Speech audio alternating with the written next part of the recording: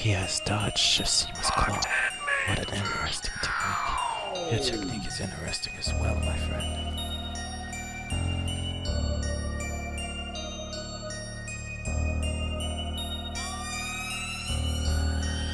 What up, world?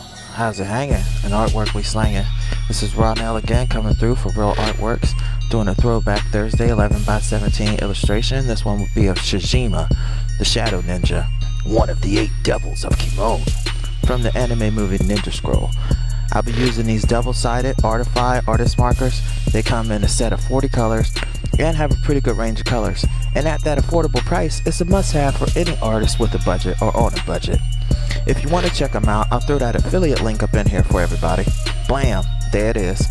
As you can see, the colors lay down great, man. And if you're familiar with Coptic and Prismacolor, then these might just be up your alley.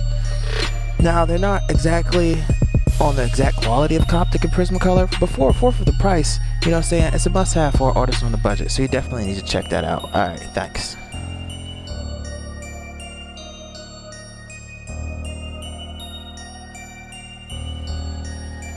Now this is the throwback of one of my favorite animes, Ninja Scroll, and probably the first one that really turned me out to anime.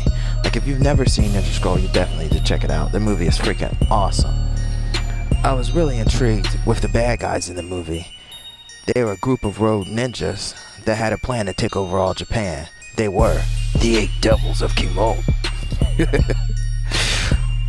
What was intriguing about them was the love and hate dynamic within the group. Some of them even sabotaged and killed each other.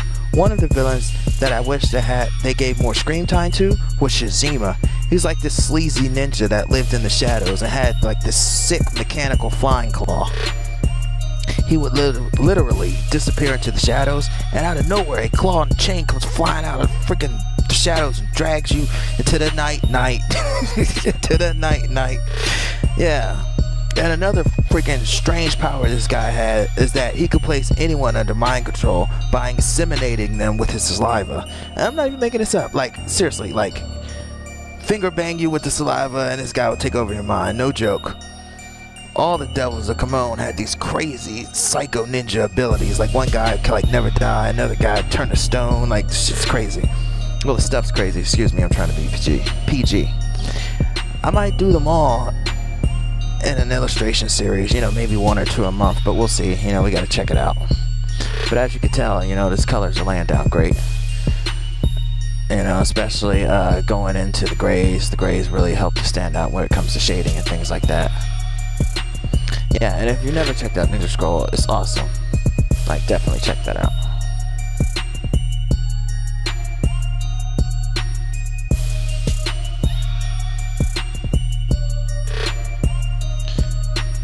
Here's a funny story. It's like the teacher I had back in art college. I know, right? Art college. But yeah, he hated anime. I mean, the guy was like Simon from American Idol or something. Like, no one in his class ever even got an A+. Like, if you were the best one in the class, you would get like an A- or some crazy stuff. But yeah, the guy totally hated anime. And, you know, of course now he would give me like C's and D's. Like, when I took his class again, like when he was a teacher for another class, another art class that I took, I mean, I finally got that A-. But it was after a while of talking to him, because, you know, like, since he was an older guy, he kind of really didn't understand is that the reason why a lot of us younger artists really gravitated to anime was the freedom. I mean, like, in the time, you know, like, the wildest you would get in America was like X-Men or something like that, you know. But with anime, it was total freedom. Like, you'll see like demons, like people getting ripped in half, like censorship. There was barely no censorship whatsoever. So it really wasn't just the anime style.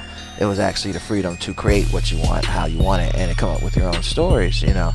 And that was really the thing. I remember when he started a comic book class. Yeah, now this is after, you know, I went through all the stuff with his teacher. Like, he was like, oh man, he was awful to me when I first was in his class. But after a while, you know, I won the guy over. It was kind of funny. Yeah, because he had it out for me. Like, seriously, the first year he totally had it out for me. But, you know, I remember we were in the comic book class, you know, and everybody was trying to joke how, you know, I would make everything anime style. I'm like, look, you know, I could do American style. It's just that when I do American style, everything is so rigid. So what you're considering anime style might actually not be. It'll just be trying to find my style within it. I mean, just look at the Boondocks. I mean, that's an American style that's totally anime, but it's not. So what I'm really trying to say is that when you're trying to find your style, or any of your many styles, because I have a couple styles that I use. So when you're trying to find your style, even if you're doing fan art or whatever, you just keep working at it, because you have to start from somewhere, and over time that will turn into some awesome stuff. I mean, just look at Picasso. I mean, Picasso's artwork, I mean, if you were to go by like super realistic, it's not even close. It's like some kids artwork. But the fact that his style was so different, and at the time, it was different to those people, he rocked it. He totally rocked it, man. And just think about people like, Raphael and Michelangelo and them, when they were actually studying human forms and stuff, and Picasso come along and it looked like finger paint, but at the time, it was so different, just like how you say cubism and things like that, that it came along and they were able to find their niche in it. So what I'm really trying to say is never give up on your style or whatever you're trying to do, or the way that you do art, you know what I'm saying? Because, I mean, my traditional stuff is normally just pencil and paper, but then when I went to school, I got into digital. Then from there, I got into painting.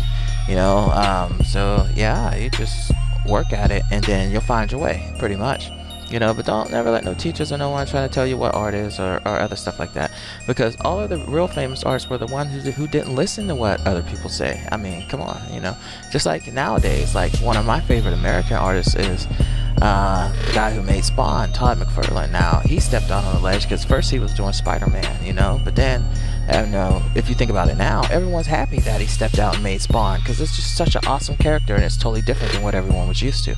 So yes, you definitely have to think outside the block, outside the box. Alright family, smash that like button, hit that subscribe, share this jaunt. Check out my website, got a lot of cool art going on up there, do commissions and everything. And don't forget, no matter what's going on in your life or what you're going through, you can always be a motivation and inspiration to somebody else. So let's get out there and be creative. Don't forget, we're Dragon Slayers. Alright, peace family.